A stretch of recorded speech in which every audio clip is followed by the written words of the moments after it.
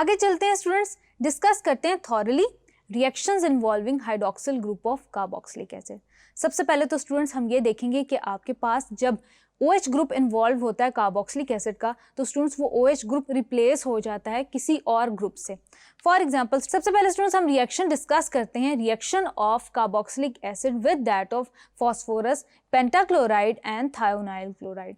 अब स्टूडेंट्स आपके पास हो ये रहा है कि आपके पास रिप्लेसमेंट हो रही है हाइड्रोक्सिल ग्रुप की with that of a halide group, यानी कि स्टूडेंट्स आप थायोनाइल ग्रुप से रिएक्ट करवाएं या फॉस्फोरस पेंटाक्लोराइड के साथ रिएक्ट करवाएं, आपके पास एसिटाइल क्लोराइड या अल्काइल क्लोराइड जनरेट हो रही होती है, अल्काइल क्लोराइड या acetyl chloride in the case of acetic acid.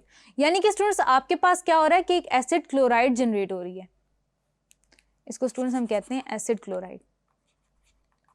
अब स्टूडेंट्स हम फॉस्फोरस पेंटाक्लोराइड वाला रिएक्शन भी आपके सामने मेंशन कर देती हूँ in the terms of acetic acid कि स्टूडेंट्स आपके पास एसिटिक एसिड है CH3C डबल बॉन्ड OH, ये स्टूडेंट्स रिएक्ट करिए फॉस्फोरस पेंटाक्लोराइड के साथ, तो स्टूडेंट्स ये आपके पास क्या जनरेट कर रही होगी, आपके पास जनरेट करी होगी CH3C double bond OCl acetyl chloride plus POCl3, यानी कि स्टूडेंट्स आपके पास जनरेट हो रहा है, देन आपके पास वाटर मॉलिक्यूल जनरेट हो रहा है। ये स्टूडेंट्स आपके पास फॉस्फोरस ऑक्सी ट्राइक्लोराइड जनरेट हो रहा है और वाटर मॉलिक्यूल साथ में जनरेट हो रहा है। अब स्टूडेंट्स यहाँ पे हम डिस्कस करते हैं कि किन स्टेप्स के थ्रू आपके पास ये स्पेसिफिक कन्वर्जन हो रही है in the case of acetic acid. यहाँ पे स्टूडेंट्स आप याद रखेंगे कि जितने भी वो रिएक्शंस हैं जिनके अंदर OH group of carboxylic acid involve है, स्टूडेंट्स वो रिएक्शंस जो होंगे वो इसलिए हो रहे होंगे क्योंकि स्टूडेंट्स वहाँ पे न्यूक्लियोफाइल का अटैक है, न्यूक्लियोफाइल अटैक कर रहा होगा आपके पास इलेक्ट्रोफिलिक कार्बन सेंटर पे, और स्टूडेंट्स न्यूक्लियोफाइल आपका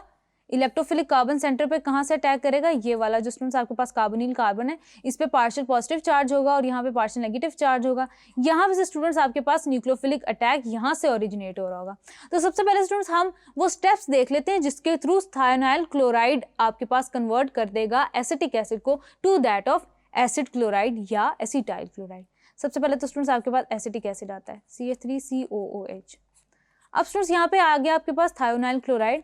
थायोनाइल क्लोराइड स्टूडेंट्स रिएक्ट करेगा और इसको एक कॉम्प्लेक्स के अंदर कन्वर्ट कर देगा, CH3C double bond OS double bond O और Cl, और स्टूडेंट्स यहाँ पे आपके पास क्या होगा कि एक क्लोराइड आयन यहाँ से रिमूव हो जाएगा। अब स्टूडेंट्स इस केस में आपके पास ये एक एडिशन कंपाउंड बन जाएगा, ये स्टूडेंट्स आपके पास अनस्टेबल है। अब स्टूडेंट्स आपके पास आप ये गौर करेंगे कि आपके पास ये जो एडिशन कंपाउंड बना है ये अनस्टेबल है। इस केस में होगा ये स्टूडेंट्स कि आपके पास न्यूक्लियोफिलिक अटैक होगा from that of chloride ion towards that of electrophilic carbon centre.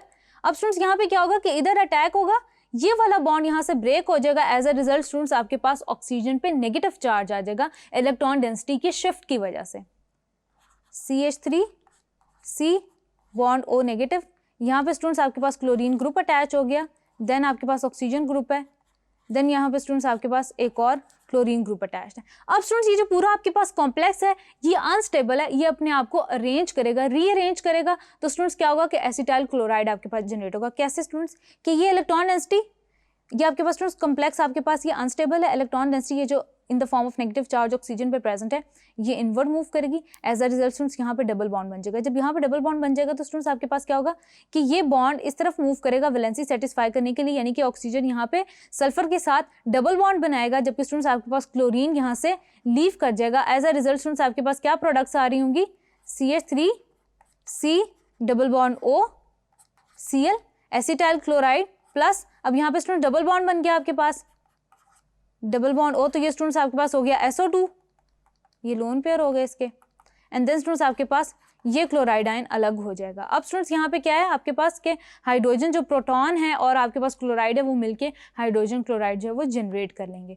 As a result students क्या होगा कि at the end H positive plus Cl negative will combine to form hydrochloric acid. तो students ये आपके पास mechanism है जिसमें आप देख सकते हैं कि कैसे न्यूक्लियोफिलिक सेंटर ने इलेक्ट्रोफिलिक सेंटर पे अटैक किया और आपके पास नया जो एक कॉम्प्लेक्स था वो जनरेट किया, और स्टूडेंट्स वो अनस्टेबल था तो उसने कैसे रीअरेंज किया अपने आप को, तो वो कन्वर्ट किया उसने अपने आप को एसिटाइल क्लोराइड के अंदर, सल्फर डाइऑक्साइड के अंदर, and that of hydrochloric acid. अब स्टूडेंट्स आगे चलते हैं, देखते हैं कि एसिड एनहाइड्राइड्स कैसे प्रिपेयर होते हैं।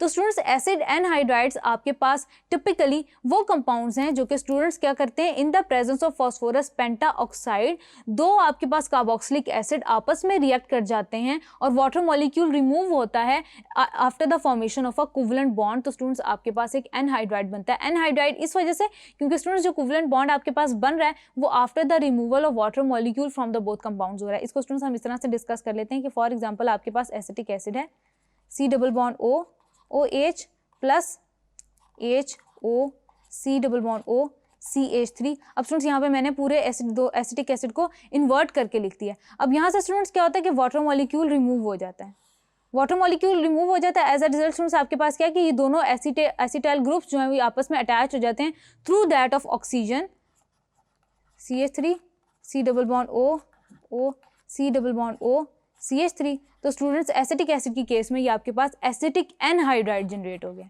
एसिटिक एनहाइड्राइड, एनहाइड्राइड इस टिपिकल कंपाउंड को हम कहते हैं। तो ये स्टूडेंट्स आपके पास हो गया कि आपके पास कैसे जनरेट होता है acid anhydride. Then students preparation of asters.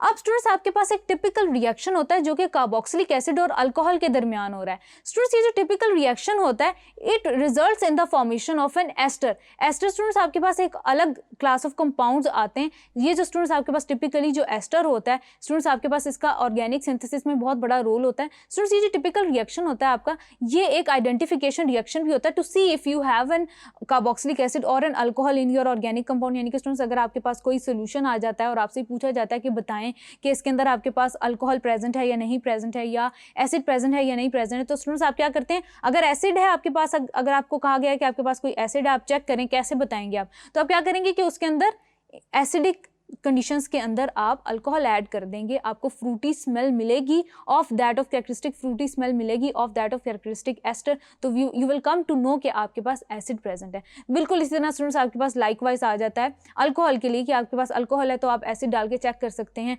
यानी कि एसिटिक एसिड डाल के चेक कर सकते हैं कि आपके पास एस्टर प्रेजेंट है या नहीं। अगर एस्टर आपके पास बनता है तो इट मीन्स कि यू हैड अल्कोहल नहीं हुई। तो स्टूडेंट्स आपके पास ये जो ऑर्गेनिक लैब्स होती हैं उनमें ये रिएक्शन जो होता है ये आइडेंटिफिकेशन का हिस्सा होता है, क्योंकि स्टूडेंट्स ये आपके पास एक कैरेक्टरिस्टिक फ्रूटी स्मेल जनरेट कर रहा होता है। अब स्टूडेंट्स आपके पास है preparation of ester. Preparation of ester के लिए स्टूडेंट्स आपके पास जो टिपिकल रिएक्शन होता है उसको मैं थोड़ा सा स्पेसिफिक करके मेंशन कर देती हूँ। देन स्टूडेंट्स हम इसका मैकेनिज्म डिस्कस करते हैं। सबसे पहले तो स्टूडेंट्स आपके पास आता है एसिटिक एसिड।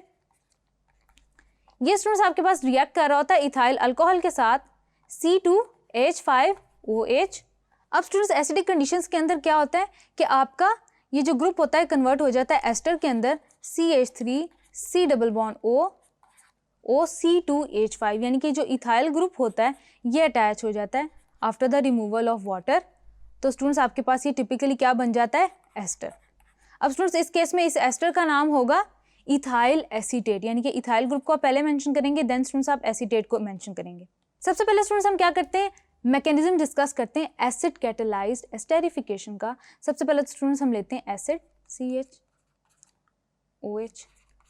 अब स्टूडेंट्स क्या होता है कि एसिडिक कंडीशंस हैं तो प्रोटॉन ऐड हो जाता है। प्रोटॉन कहाँ ऐड होता है, ये जो स्टूडेंट्स आपके पास न्यूक्लियोफिलिक सेंटर होता है ऑक्सीजन की फॉर्म में, ये क्या करता है, इस पे पार्शियल नेगेटिव चार्ज होता है, यहाँ पे पार्शियल पॉजिटिव चार्ज होता है, ये अटैक करता है और इस प्रोटॉन को पिक कर लेता है सोल्यूशन में से और कन्वर्ट हो जाता है CH3C double bond O positive H, ये ऑक्सोनियम आयन में कन्वर्ट हो जाता है। स्टूडेंट्स आपके पास वो ऑक्सीजन जिस पे 3 बॉन्ड्स की वजह से पॉजिटिव चार्ज आ जाता है, यानी कि इलेक्ट्रॉन की डेफिशिएंसी हो जाती है, तो स्टूडेंट्स उसको हम ऑक्सोनियम आयन कहते हैं OH।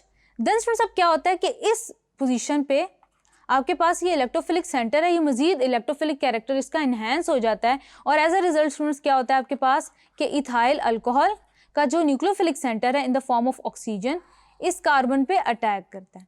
अब इस कार्बन पे स्टूडेंट्स ये अटैक करता है तो ये जो इलेक्ट्रॉन डेंसिटी है ये न्यूट्रलाइज होने के लिए डबल बॉन्ड ब्रेक होता है और यहाँ पे इलेक्ट्रॉन डेंसिटी न्यूट्रलाइज हो जाती है। इसको स्टूडेंट्स हम अगले स्टेप में देख लेते हैं।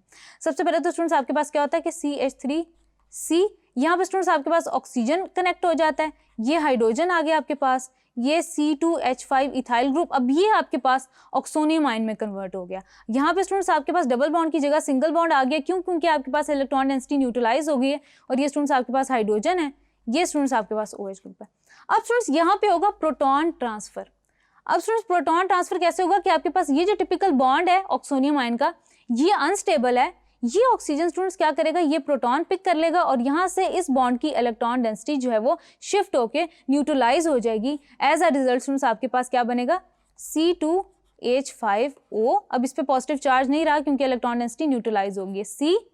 अब यहाँ पे स्टूडेंट्स आपके पास ऑक्सीजन ने क्योंकि एक और प्रोटॉन एक्सेप्ट कर लिया, अब ऑक्सोनियम आयन यहाँ पे शिफ्ट हो गया OH और देन स्टूडेंट्स यहाँ पे आ जाता है CH3।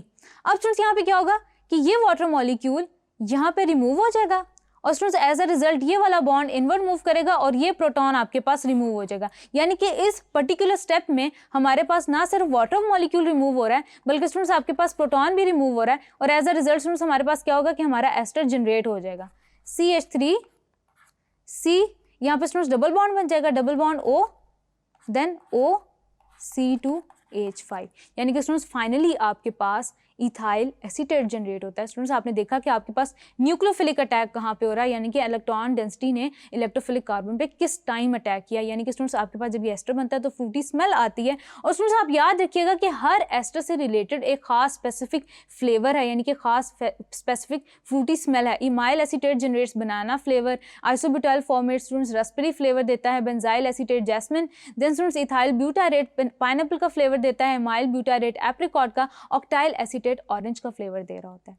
आगे चलते हैं स्टूडेंट्स, हम देखते हैं कि आप एमाइड्स को कैसे प्रिपेयर कर सकते हैं। स्टूडेंट्स याद रखिएगा कि एमाइड्स को आप कभी भी डायरेक्टली प्रिपेयर नहीं कर सकते। आप जब भी स्टूडेंट्स कार्बोक्सिलिक एसिड का रिएक्शन करवाएंगे अमोनिया के साथ तो सबसे पहले तो स्टूडेंट्स वो आपके पास अमोनियम एसीटेट में कन्वर्ट होगा। अमोनियम एसीटेट को स्टूडेंट्स आप जब हीट करेंगे तो आपके पास एसिड अमाइड जनरेट होगा।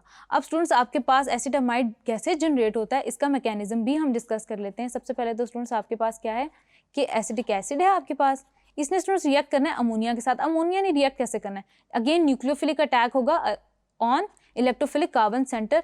अमोनिया ने अटैक किया इलेक्ट्रोफिलिक कार्बन सेंटर पे। स्टूडेंट्स यहाँ पे क्या होगा कि एक बॉन्ड ब्रेक हो जाएगा इलेक्ट्रॉन डेंसिटी को न्यूट्रलाइज करने के लिए। एज अ रिजल्ट स्टूडेंट्स आपके पास क्या जनरेट होगा, CH3CO नेगेटिव, यहाँ पे OH ग्रुप अटैच्ड है, यहाँ पे स्टूडेंट्स आपके पास NH2H। अब स्टूडेंट्स यहाँ मैं आपकी आसानी के लिए लिख रही हूँ, अमोनिया पे के नाइट्रोजन पे पॉजिटिव चार्ज होगा क्योंकि स्टूडेंट्स वहाँ पे 4 बॉन्ड्स कनेक्टेड हैं, यानी कि 3 हाइड्रोजन हो गए, एक स्टूडेंट्स कार्बन के साथ। अब स्टूडेंट्स ये न्यूट्रलाइज कैसे होगा, सबसे पहले तो स्टूडेंट्स आप ये बात याद रखेंगे कि आपके पास ये न्यूट्रलाइजेशन कैसे होगी कि ये आपके पास यहाँ से जो ऑक्सीजन है ये प्रोटॉन पिक करेगा, यानी कि आपके पास हो रही है इस स्टेप को पर्टिकुलरली हम कहेंगे प्रोटॉन ट्रांसफर। अब स्टूडेंट्स जब आपके पास प्रोटॉन ट्रांसफर हो रही है तो कुछ इस तरह का आपके पास कॉम्प्लेक्स बन रहा है, C बॉन्ड O नेगेटिव, यहाँ पे स्टूडेंट्स OH2 बन जाएगा, O पे पॉजिटिव चार्ज है यहाँ पे और ये NH2 आपके पास अटैच्ड है। अब स्टूडेंट्स क्या होगा कि आपके पास ये वाटर मॉलिक्यूल रिमूव होगा। एज अ रिजल्ट ये बॉन्ड आपके पास इलेक्ट्रॉन डेंसिटी को न्यूट्रलाइज करने के लिए डबल बॉन्ड में कन्वर्ट हो जाएगा और ये नेगेटिव चार्ज इनवर्ड मूव कर जाएगा। एज अ रिजल्ट स्टूडेंट्स क्या होगा, CH3C double bond O NH2 acid amide बन गया स्टूडेंट्स आपके पास प्लस वाटर। ये स्टूडेंट्स आपके पास इसकी एंड प्रोडक्ट आती है। ये तो होगी स्टूडेंट्स हमारे पास प्रिपरेशन ऑफ एमाइड्स की कैसे इनडायरेक्टली आपके पास जनरेट हो रहा है।